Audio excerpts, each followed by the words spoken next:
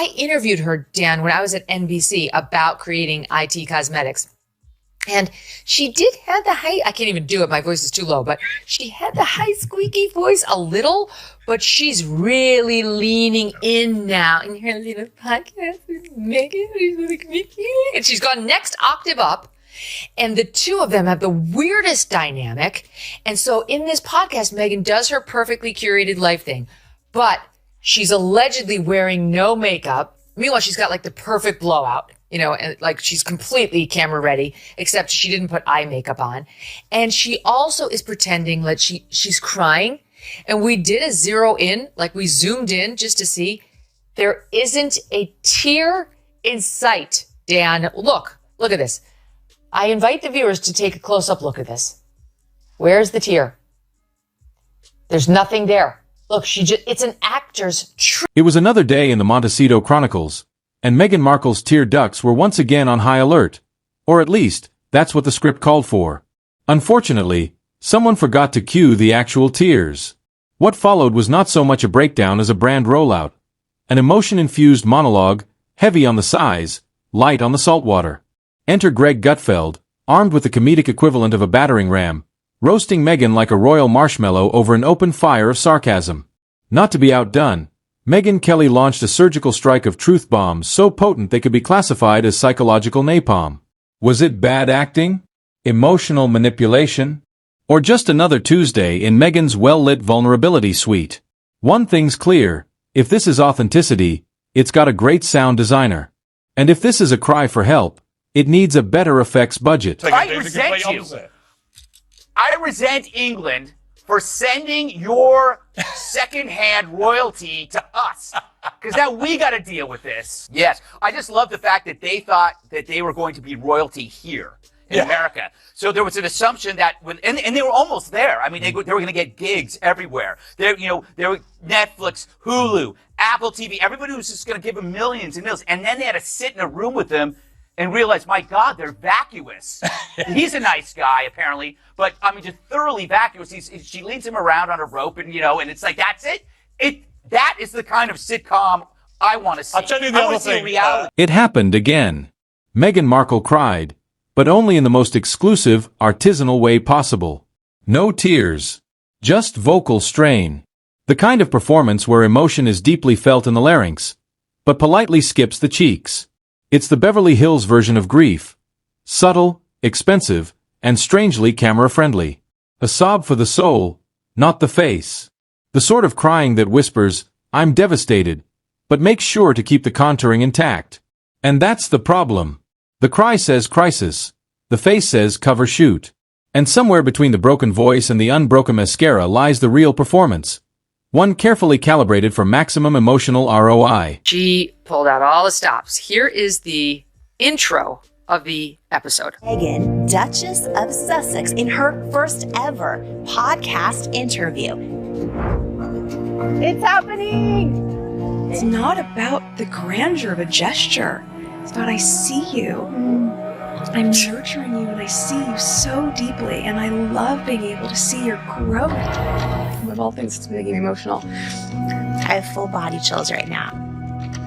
For them to be able to look back and go, oh my gosh, she has loved us so much. Why don't you like her? Let me count the ways. There's nothing I like about her. She is a malignant narcissist who cannot get enough of herself while she simultaneously plays the victim. My castle's too small. Yeah. The queen is mean to me. They won't let me call myself Her Royal Highness anymore, but I'm going to put it all over my stationery and on the gifts that I give to my friends, while she never stops whining. And at the same time, and I'm getting all worked up, I'm a founder. I'm over it. She's not important. She married for money. It's very clear. She bagged the elephant. She was thrilled she became a, quote, prince. And just like that, the Duchess of Discontent dropped another podcast episode.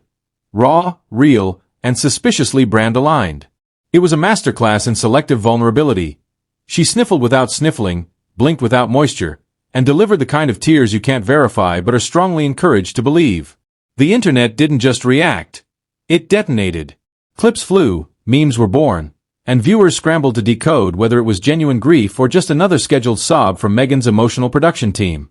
Meanwhile, Harry continued his quiet descent into a royal identity crisis, still unsure whether he's a prince, a podcaster, or just an unpaid supporting actor in Meghan's solo show.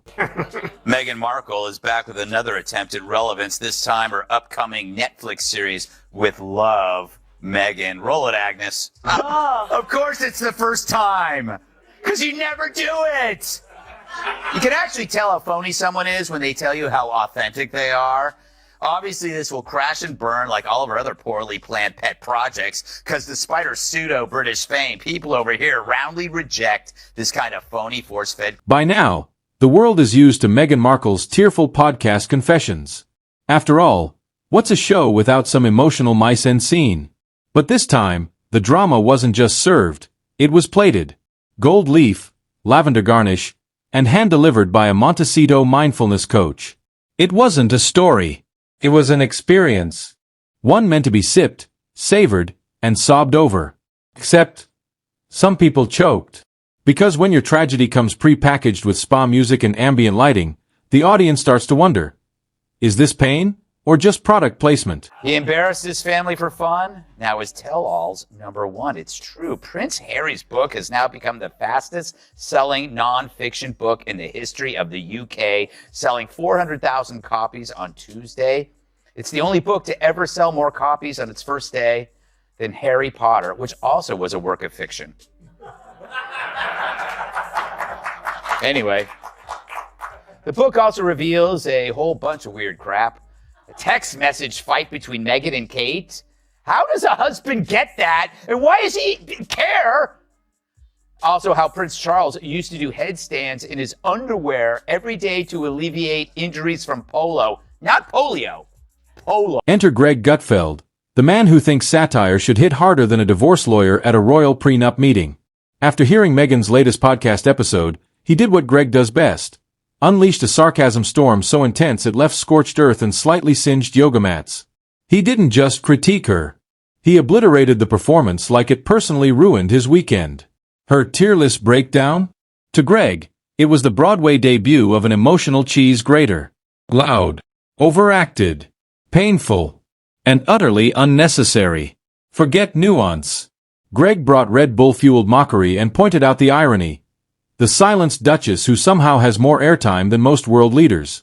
If this is what oppression sounds like, he joked, imagine the noise when she actually speaks freely. Gave an interview to People magazine. She says she loves building this safe haven and show with her daughter. And she says, being able to have my own little girl, as I've spent so much of my life championing the rights of girls and women, knowing this is something that I can create in front of my daughter and teach her what it's like to be a working mom. This is not what it's like to be a working mom. What it's like to be a working mom is to come downstairs with no makeup on, you're barely out of your pajamas, and you're like, did you eat? Let's go. You're late. Get your backpack. Come on. If you do this again, I'm not bringing it to you at school. Let's go. Good. Right? Grab anything. Doesn't matter what the sugar content is. This is such a But Greg wasn't done. He went full roast mode. He practically rebranded her podcast as a masterclass in manipulation, featuring modules like How to Cry Without Crying, The Art of Emotional Suggestion, and Finding Your Voice While Monetizing It. Her tearless sob story became the emotional equivalent of a mime robbing you at knife point. Confusing, theatrical, and just surreal enough to make you doubt your own feelings. But while Greg juggled punchlines, in another corner of the media universe, Megyn Kelly was prepping for cross-examination. If Gutfeld is the jester, Kelly is the judge, and Meghan's monologue was Exhibit A in the case of feelings versus facts. Harry, who are planning to come and hijack Yes. the Queen's Platinum Jubilee. And I know you find them a constant source of hilarity as well. They don't ever intend to make us laugh. They just make us laugh through their I gotta tell you, absurdity. I love that her woke cartoon on Netflix got canceled. There's a great story behind this. The cartoon is called Pearl. It's about a coming of age, right? Which is a code word for nauseating, self-involved tripe. So what happened is, this is my favorite part. So it's like a young girl's rise in social justice, and you know who Meghan's cartoon is inspired by? Megyn. She made the card. It's inspired by her, which is amazing. But that tells you everything. That in the woke world, it is not actually about helping people. It's a disguise. It's a virtue signal that helps you, that makes you look good. Right. And there's perfect evidence of this because they never help anybody but themselves. Megyn Kelly wasn't there to laugh. She was there to dismantle. Her tone. Less, poor thing. More, let's analyze the data behind this emotional outburst. And what she saw wasn't vulnerability. It was choreography. A pattern. Every time criticism spikes, Megyn rolls out another strategic sob. The wounds, reopened. The emotions, polish. The message, feel bad for me. But only within the bounds of a well-structured narrative arc. Kelly called it what it was. Emotional manipulation 101. Grief as marketing. Suffering with a side of social currency. And the tears? Still pending. He is the most insecure person I have seen in the public eye in a long time.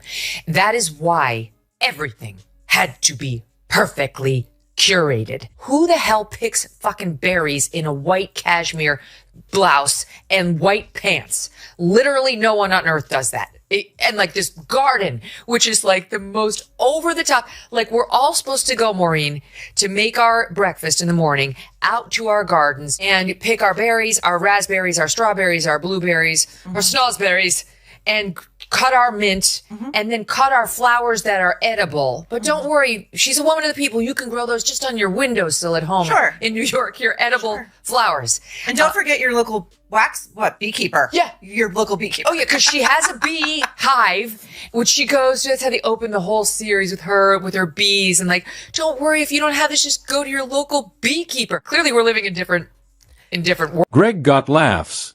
Megyn got receipts. And together, they formed a bipartisan alliance of disbelief. Because this wasn't just about one dry-eyed cry. It was about what it meant. When emotion becomes strategy, when vulnerability is so curated it comes with intro music, people stop listening. Even when the pain is real. Megyn's version of authenticity? Lit, engineered, and paused for dramatic effect. You can be emotional, sure. But when your expressions are suspiciously on brand, your audience starts wondering if your grief was sponsored. That his heart is All right, even this more is weird. beautiful. I love that your eyes are sparkling right now. Oh. Oh, my God. Dan, I threw up in my mouth. Yes. Yes. Dan, when you do interviews on your show, do you do the Jamie Kern Lima reactions? Yes. Oh my God, there's something wrong with her. What? Wow, who communicates like that? She's the only thing saving Meghan Markle, because between the two, she's even weirder. But Meghan Markle, this is a tell. Okay, this is a tell. It's the same way on Valentine's Day. You see people post like, my rock, my life partner, the person who saved me. Guaranteed that guy is cheating on her. And the public? They dissected that clip like it was the Zapruder film for feelings. Was that a tear? No, that was a lens flare. Was that a sniff? Nope, producer sneezed. It stopped being about what she said. It became about how she performed it. Because when emotion is the currency, even the smallest glitch breaks the spell. And Meghan's spell? It's a potent blend of victimhood, vague trauma, and very precise lighting. The formula never changes. But the audience is starting to ask, should it? And then there was that time that Harry suffered frostbite on his penis from a trip to the North Pole. You sure he didn't get that from Meghan? Yeah. It's contagious, frostbite. I think. I don't know. I'm not a doctor. The best part, Harry's book is titled Spare, which comes from Harry's claim that he was bred only to offer spare organs to Prince William. I know, although they're both out of luck generating hair plugs. Greg clocked it immediately. It was emotional déjà vu. A royal soap opera rerun with a slightly different outfit and the same old script. Megyn Kelly dissected the plot. Identical monologues, slightly tweaked inflections, adjusted for maximum demographic engagement. On Spotify, Meghan's finding her voice. On Netflix, she's silenced, still finding her voice. At elite summits, You guessed it, voice lost, voice reclaimed. It's Emotional Groundhog Day starring Meghan Markle. And no matter how many rewrites, the tear ducts remain off duty. She married Harry. The press was wonderful for her. The British people loved Harry, and they were delighted to see him so happy and in love, and she was playing the role of demure, supportive partner to a T. I mean, very well. It wasn't until she started to make her positions clear and continuously play the victim from the palace that people started to get a feel of who she really was, and then the public opinion turned, and so did the press. And let's not forget the context. The timing is always impeccable. Moments of scandal, backlash, or waning spotlight. That's when Meghan reaches into her purse and pulls out the trusty, emotional reveal. It's the PR equivalent of pulling the fire alarm during bad reviews. And just like that, the media scrambles, the narrative resets, and sympathy trends. It's crisis control in couture. And it works. Until it doesn't. Couldn't avoid the promo for this summer if you turned on your television. Trying to get her back into people's minds so she can relaunch her career, maybe improve her likability factor. Well, it's not working. A new poll conducted by Newsweek shows that her popularity is down 8 points from June. She's underwater in her net approval rating. 33% of people reported their dislike for her. 31% said she was okay to them. I guess the rest don't have an opinion, but she's going in the wrong direction. Harry's liked by a few more, but they're still both disliked. And so you tell me whether it is possible at this point to rehabilitate Meghan. Because even emotional theater has an expiration date. The audience eventually stops clapping. They want tears that stain, not tears that stream in 4K. Meghan's performance may have started as a plea for understanding, but somewhere along the way, it became a one-woman show with too many encores. The crown is gone. The script is tired. And the world is beginning to wonder if maybe, just maybe, the tears were never meant for us at all.